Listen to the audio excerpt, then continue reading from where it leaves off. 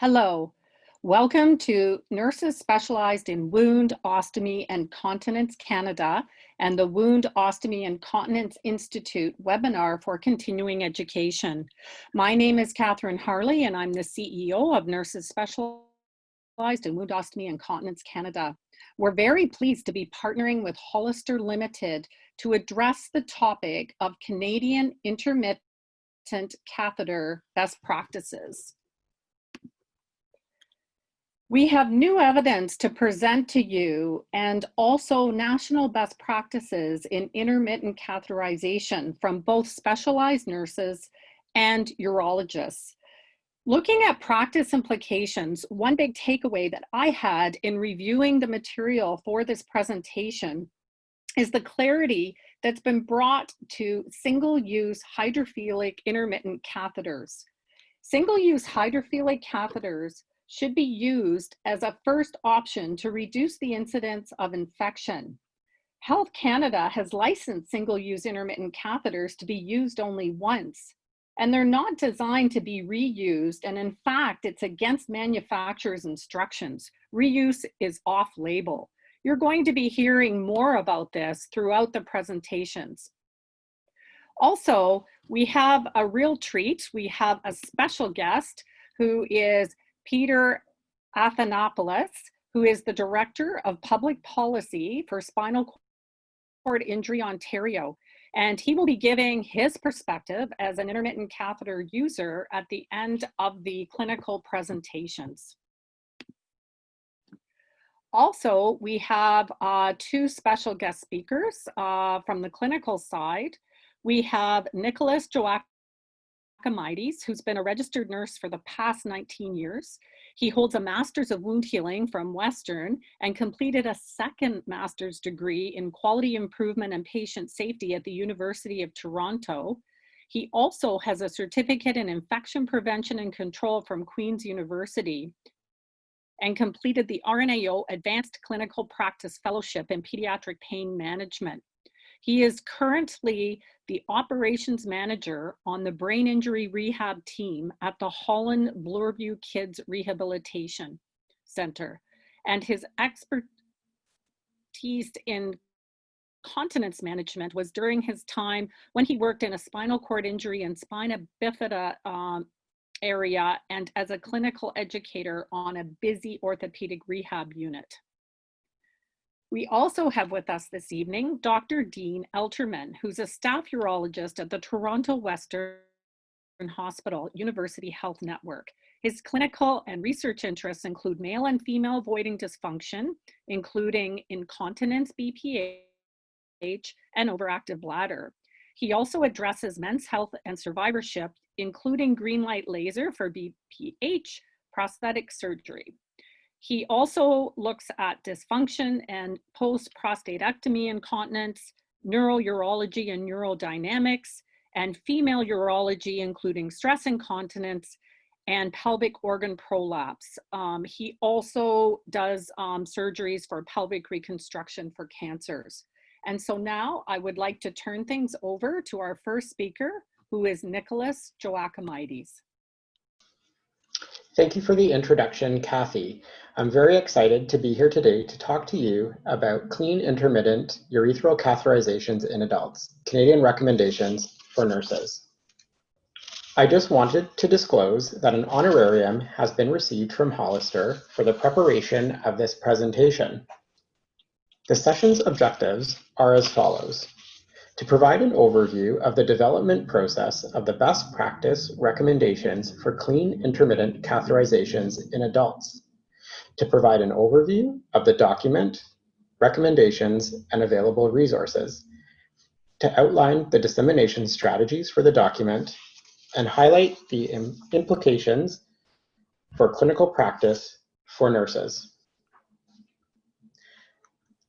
These best practice recommendations mark a collaborative project between Nurses Specialized in Wound, Ostomy, and Continence Canada, Canadian Nurse Continence Advisors, Urology Nurses of Canada, and Infection Prevention and Control Canada. I was fortunate enough to be included in this project. These recommendations are a reflection of the work that began in the fall of 2017. Before beginning work on the document, we developed and signed a memorandum of understanding with the 4 collaborating associations. We also worked to secure educational grants from our industry partners. The document was edited and produced by John Gregory from Open City Incorporated. The document contains 7 sections, which we will review. Here is a brief overview of the methodology that went into the development of the recommendations. The group reviewed existing guidelines from the European Association of Urology Nurses. A literature search was conducted with a time frame of 2010 to 2018 using the research question, what is the evidence that supports nursing practice to use and to teach the use of clean intermittent urethral catheterization?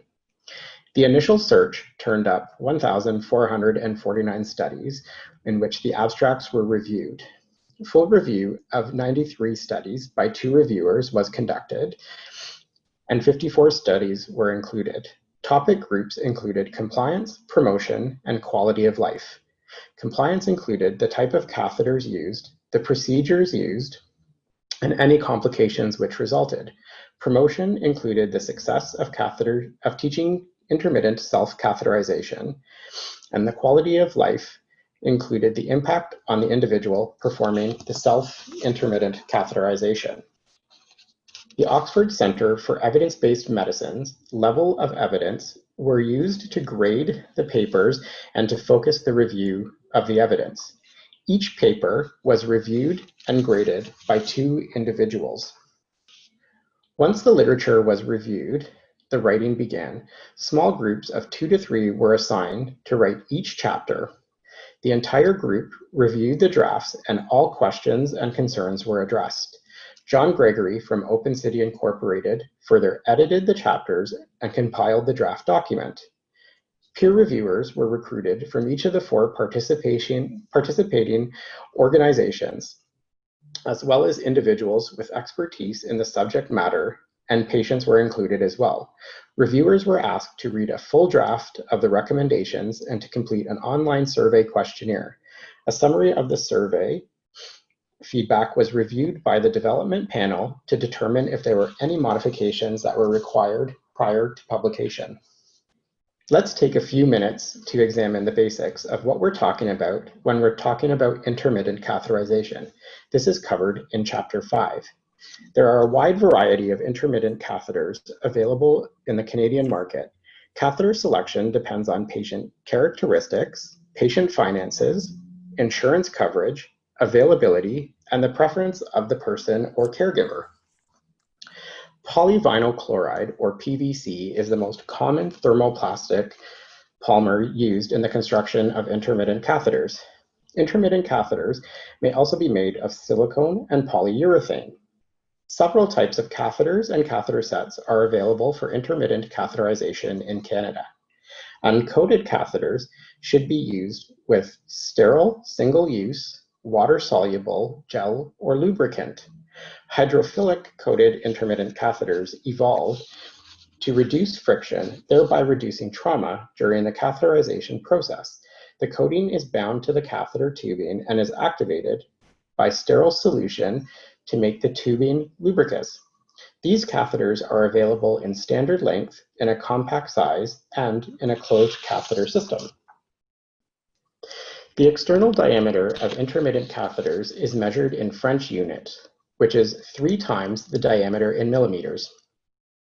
Sizes of intermittent catheters are available in a range of sizes from 8 French and upwards. For adults, sizes range from 14 to 22 French. The choice of catheter size should be large enough to allow the free flow of urine without damaging the urethra. The funnel end of the catheter is usually color-coded to allow for easier size identification. Some manufacturers offer compact intermittent catheter that is smaller in size and therefore more discreet and easily carried in a purse or pocket. A touchless catheter is a single-use intermittent catheter that has a protective sleeve that covers the catheter, which prevents direct hand contact with the catheter during preparation and during the catheterization process. Some touchless catheters not only have a protective sleeve, but also have an introducer tip. Research has shown that the first 1.5 centimeters of the urethra has a larger number of microorganisms, and this introducer tip protects the catheter from contamination as it passes through the distal urethra. Closed catheter systems are most commonly available in Canada as hydrophilic catheters and are not available as uncoated catheters. A closed catheter system includes all the equipment, for example, the catheter, the water-based lubricant, and drainage bag into a self-contained system. Now, let's change our focus and move into the document's recommendations to help guide practice for clean intermittent urethral catheterization. Chapter 2 reviews the indications, contraindications, and complications of intermittent catheterization. Intermittent catheterization is the insertion and removal of a catheter several times a day to empty the bladder. The purpose of catheterization is to drain urine from a bladder that is not emptying through normal physiological functioning. Complications of urine not draining from the bladder include urinary tract infections. Other complications are provided in Section 2 of the guidelines. This chapter also covers relative contraindications to intermittent catheterization. In Chapter 3, we discuss infections related to intermittent catheterization, followed by prevention and treatment recommendations. One of the most important recommendations that we made is a single-use pre-lubricated catheter should be recommended for patients, especially for those with repeated symptomatic urinary tract infections. We were unable to find any intermittent catheters in Canada marketed for reuse. In patients performing intermittent catheter, only symptomatic urinary tract infections should be treated. Skin care and preparation is also covered in Chapter 3. Follow hand hygiene protocols before gathering and immediately before and after catheterization. Educate the patient and caregiver in techniques of hand hygiene before discharge from hospital. Maintain good genital and perineal hygiene, washing with soap and water from front to back at least daily and when necessary. Cleaning the area around the urethral meatus with tap water or sterile water, soap and water, or antiseptics like chlorhexidine based on institutional and local policy will help reduce the risk of catheter contamination. Adequate fluids help to dilute the urine and create a downward drainage and flushing effect. It's believed that if urine output is less than 1,200 milliliters a day, that people are less likely to empty their bladder at regular intervals, resulting in urinary stasis and bladder distension. In addition, too much fluid can result in bladder overdistension, and overflow incontinence can occur. Therefore, if a patient weighs 60 kilograms, they should be drinking somewhere between 15 and 2,100 milliliters a day. Patients doing intermittent catheterization routinely have abnormal urinalysis and may have chronic or reoccurring bacteria in their urine within 3 weeks of starting intermittent catheterization. So therefore, a dipstick does not diagnose a urinary tract infection. The symptoms that suggest a true urinary tract infection include dysuria, frequency, urgency, hematuria, flank pain, and fever. There is currently insufficient evidence to recommend prophylactic administration of cranberry supplements to reduce the incidence or risk of urinary tract infections as a result of intermittent catheterization. Intermittent catheterization can have both a positive and negative impact on a patient's quality of life. Positive impacts could include, for example, improvement in urinary symptoms and having an unbroken sleep. Negative impacts on quality of life could include that it's difficult to perform intermittent catheterizations and to integrate this procedure into their daily living. As far as sexuality and body image, there are several studies that have included statements on the impact of intermittent catheterization on intimacy and sexuality, as well as body image. Negative impacts of intermittent catheterization have been described by some patients. Chapter 6 covers the tracking of urine volume, frequency of catheterization, urethral meatus cleaning, lubrication, insertion aids, and devices, as well as the documentation. As far as management goes in Canada, intermittent catheterization is governed by provincial legislation, so you need to observe your local policy before starting catheterization. If one has access to a portable ultrasound device, it's ideal to use to assess urine volume. This way, you can avoid unnecessary catheterizations. There is some variation among Canadian healthcare professionals about the frequency of intermittent catheterizations, the acceptable post-void residual, and the adequate amount of urine per catheterization. Our recommendation is to achieve a catheterized volume of no greater than 500 mL per catheterization. Usually, this works out to 4 to 6 catheterizations in a 24-hour period. Recommendations include the use of a record to track output, individualize your care plan for each patient, reassess if urine output is more than 3 liters or a patient has to do intermittent catheterizations more than 6 times in a 24-hour period, do catheterizations at regular intervals, reassess fluid intake and frequency of intermittent catheters if urine output is greater than 500 mL per catheterization, reassess if intermittent catheterization volumes varies greatly or if incontinence occurs in between catheterizations. And finally, catheterizations just prior to going to bed may help reduce nocturia. Chapter 7 addresses the teaching of intermittent catheterization to the patient and the caregiver. The vast majority of people can learn intermittent catheterization. Studies have shown that between 84 and 92% of patients can learn intermittent catheterization. Recommendations include providing every patient deemed appropriate for intermittent catheter with the opportunity to learn the procedure. A nurse specialized in continence care or urology nursing should provide this education. May require extended appointment times. Provide intermittent catheter education in clinics, hospitals, or the home setting. Include caregivers or family members in the education, as well as providing information before the initial education session. Other recommendations, the education should include the physiology and pathophysiology, indications and benefits of intermittent catheters, education on catheters and equipment required, education on the intermittent catheter procedure, as well as how to incorporate it into daily life and potential complications. Teaching intermittent catheter should be done using written, verbal, audio-visual, demonstration, and return demonstration, as well as providing ongoing support and follow-up. The dissemination strategy for clean intermittent urethral catheterization in adults. The document will be posted on all the participating organizations' websites. Presentations are to be done at participating organization conferences. There may be some disruption due to the postponing and canceling of conferences due to COVID-19, as the document was just completed in April of 2020. Further dissemination strategies have yet to be determined.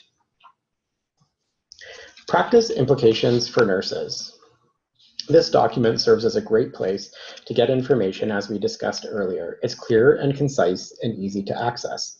The content is based on extensive literature review and an expert task force. The document as a whole is a great starting point to review any nursing policies and procedures which are related to intermittent catheterization in adults. This brings my portion of the webinar to a close. I'm now going to pass this over to Dr. Dean Elterman. Thank you. Hello, everyone. I'm Dr. Dean Elterman. I'm a urologist at the University Health Network and the University of Toronto, and it's my pleasure to present the Canadian Urological Association Best Practices Report for Catheter Use. These are my disclosures. I'm a consultant for a number of various urological companies, and an honorarium has been received and supported for this program by Hollister.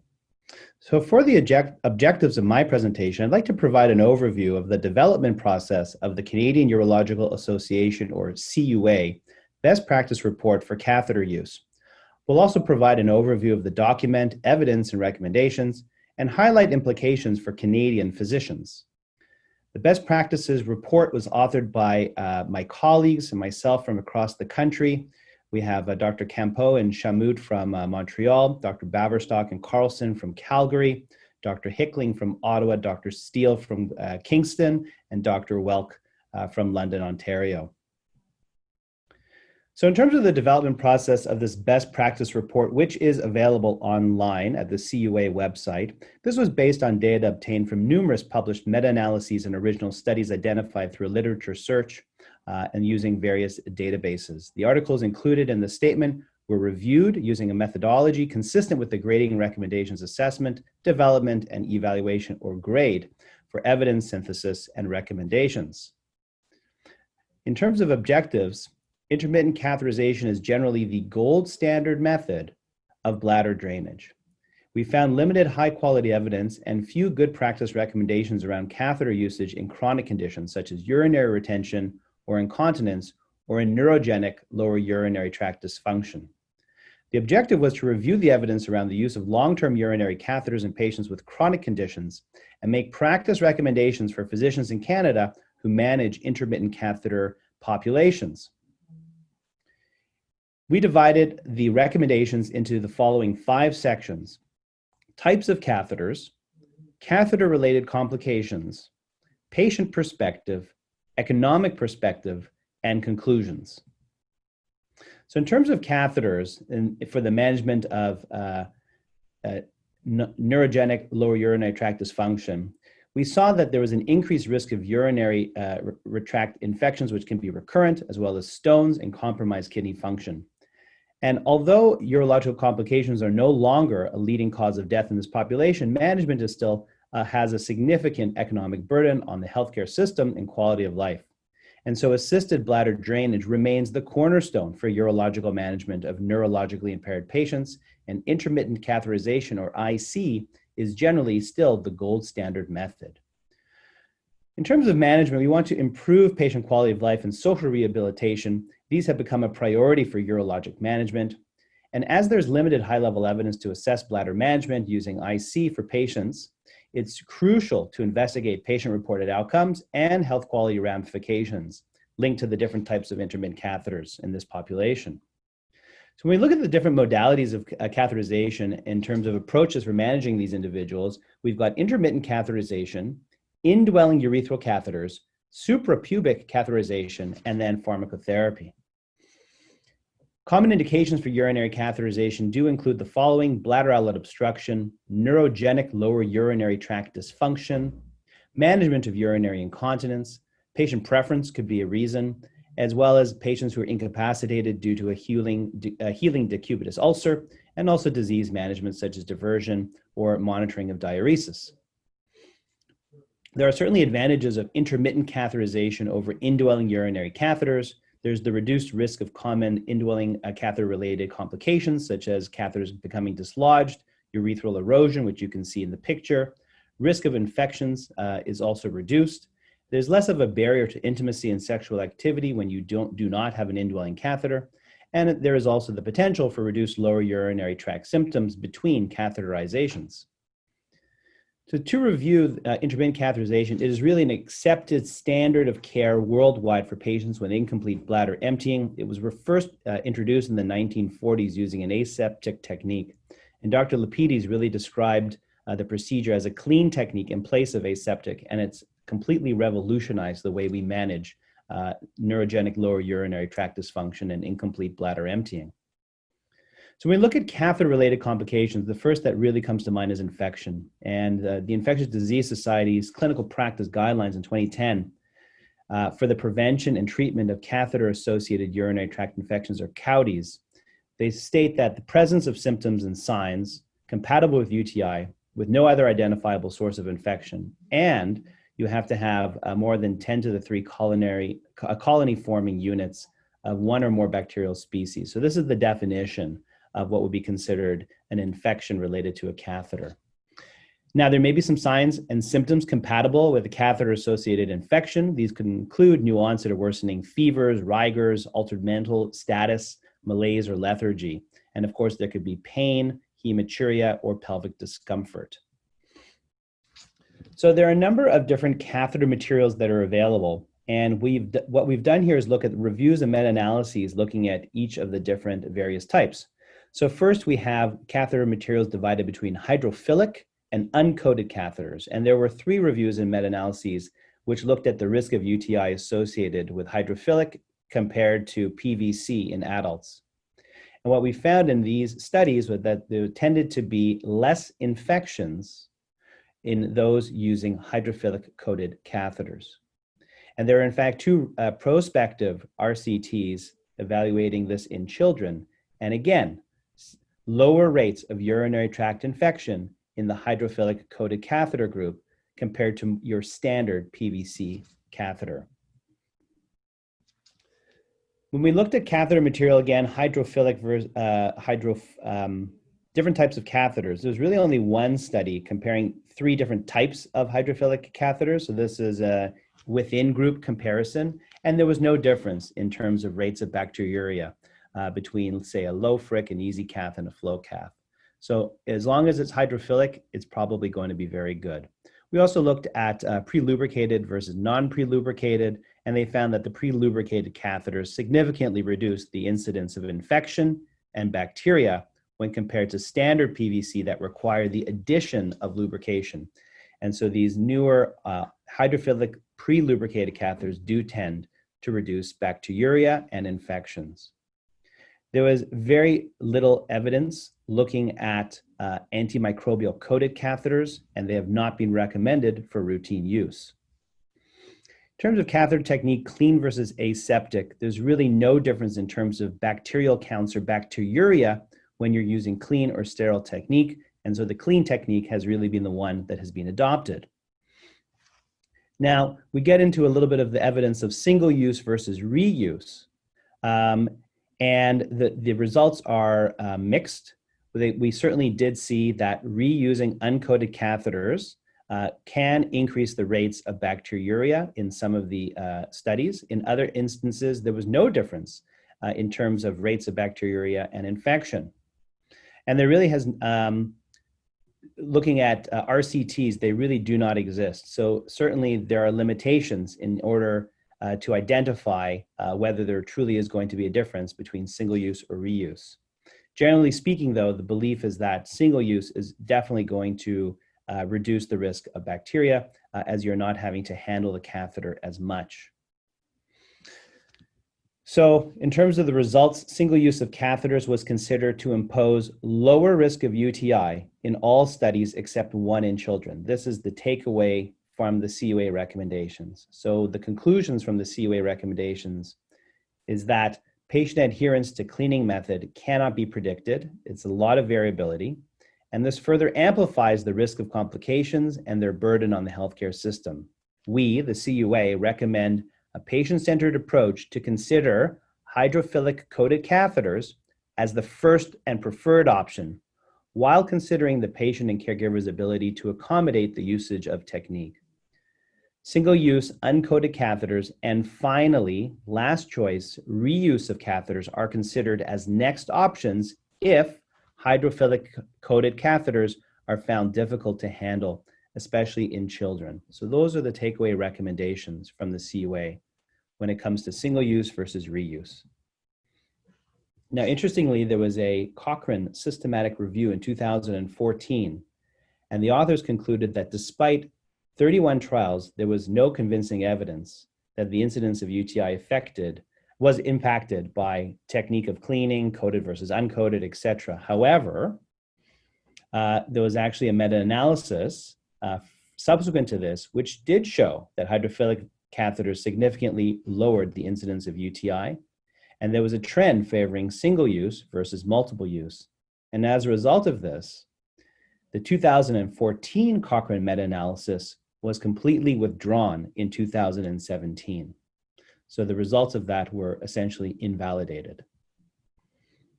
This was another very large systematic review by Walter and Krasyukov in 2019. And essentially, there's high-level evidence for studies comparing the different types of catheters. And remember that according to the FDA, single-use devices that cannot be reprocessed safely should not be reused under any circumstances. The same is true in the British recommendations. The NICE states that to make an off-license recommendation for the use of these catheters, there needs to be better quality of evidence. And so it's their recommendation to use single-use catheters for intermittent catheterization in Britain. And the Society of Urologic Nurses and Associates also states that the reuse of single-use catheters is considered off-label, and a new catheter should be used every time. And so very much in keeping with these recommendations, the CUA guidelines would favor single-use hydrophilic coated catheters. Moving on to the patient perspective, intermittent catheterization certainly enhances bladder emptying and storage. It relieves associated symptoms, which could otherwise impair quality of life. We also know that IC lessens restrictions on daily activities. It promotes patient independence, improves sleep, social functioning, and overall quality of life. The success of IC requires acceptance and that the patient is satisfied with the treatment and compliant in the long term. Unfortunately, many patients have described IC as having a negative impact on quality of life owing to social and psychological disturbances and infections. And so if we can make the use of IC better with less infection and complication, we think that patients will accept it to higher degrees. From an economic perspective, there have been 8 health economic analyses comparing the different types of intermittent catheters. All of them were using a cost-utility analysis, assessing cost-effectiveness, and these were in various countries across the world, including a study out of Canada. 6 of the 8 studies concluded that intermittent catheters with hydrophilic coating is cost-effective in their respective settings. There was one study by Birmingham that did not find evidence supporting cost-effectiveness, but the study was based on reuse of single-use catheters, so a bit of an odd comparison. And Health Quality Ontario found neither single-use hydrophilic or multi-use uncoated to be cost-effective. But there were some issues in that regarding the prices that they ascribed to each of the different types of catheters. In the British recommendations, they suggested intermittent catheter reuse to be cost-effective compared to single-use. However, reuse of single-use catheters was not deemed a suitable comparator. So they were concerned that physicians would be liable for infections if they were reusing single-use designated catheters. There was concern about advising patients to ignore the single-use symbol, and the evidence towards cleaning was really lacking in terms of how to adequately reuse a catheter. And so they really did not push to have reuse of single-use catheters. This is the Canadian study by WELC, and it looked at cost effectiveness comparing hydrophilic coated and uncoated catheters, and it found that the hydrophilic coated catheters were likely to be cost effective compared to uncoated in a Canadian public payer perspective. And there was an improvement in quality adjusted life years. And from a societal perspective, hydrophilic coated was likely to produce cost savings compared to using uncoated catheters.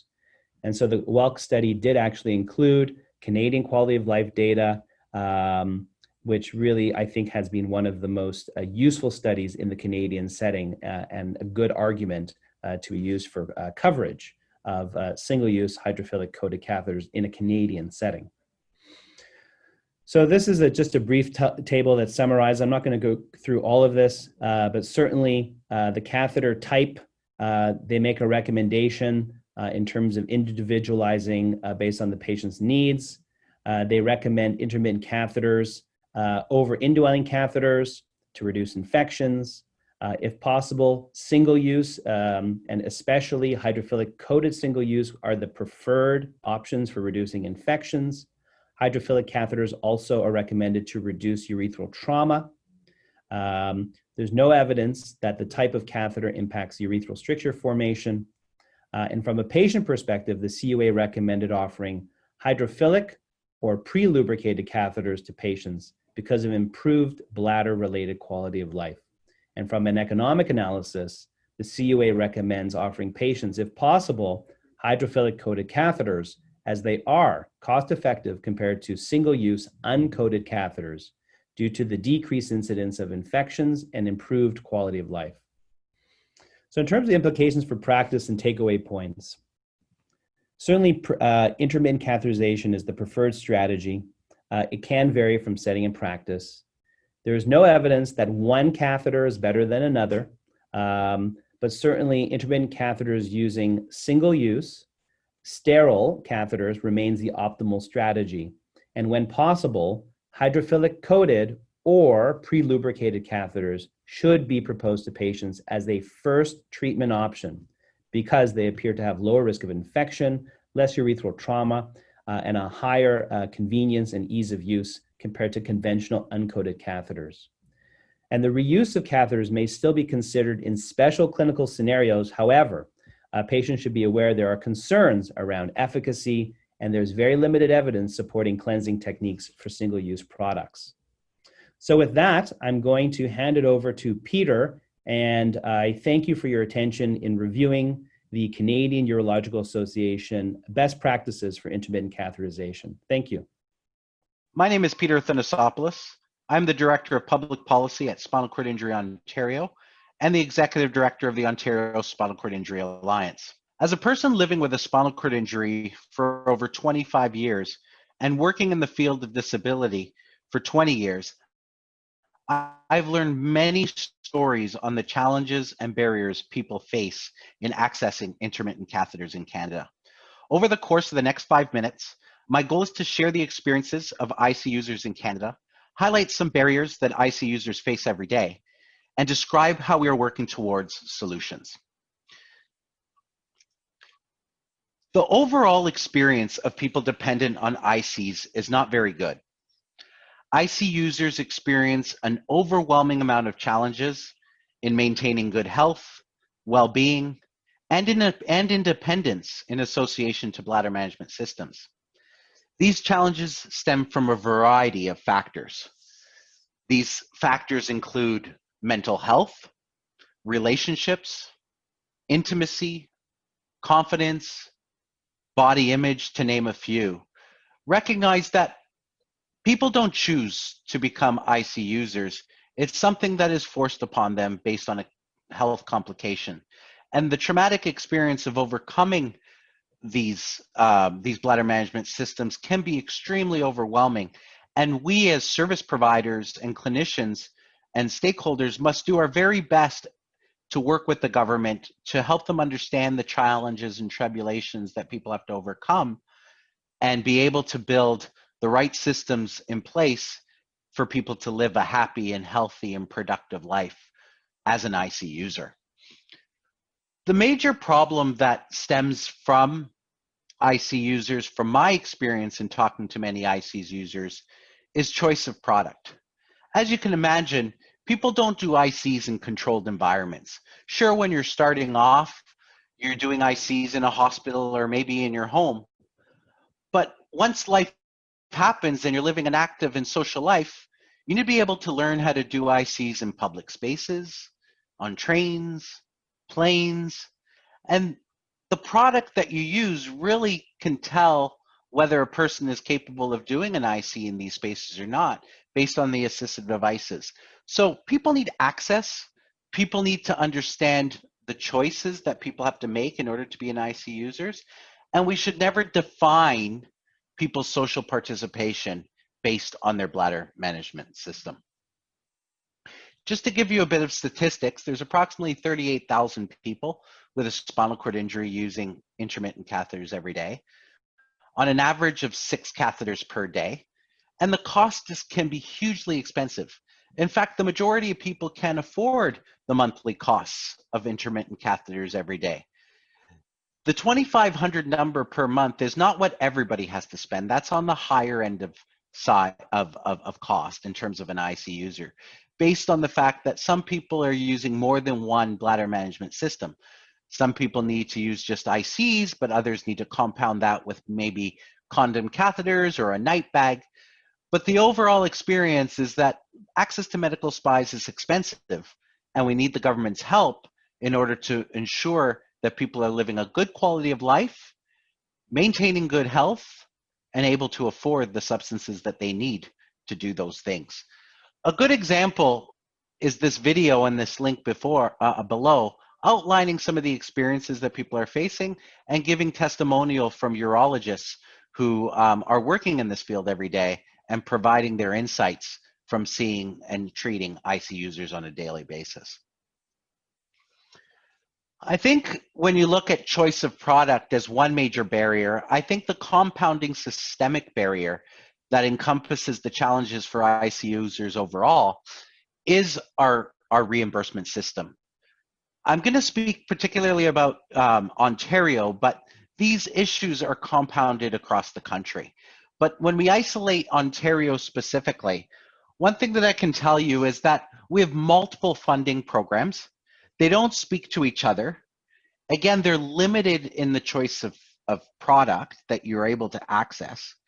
They're not integrated. The consequences of doing nothing is far more severe to a person's health, particularly to the economy, when the system of services that is available for IC users is not efficient.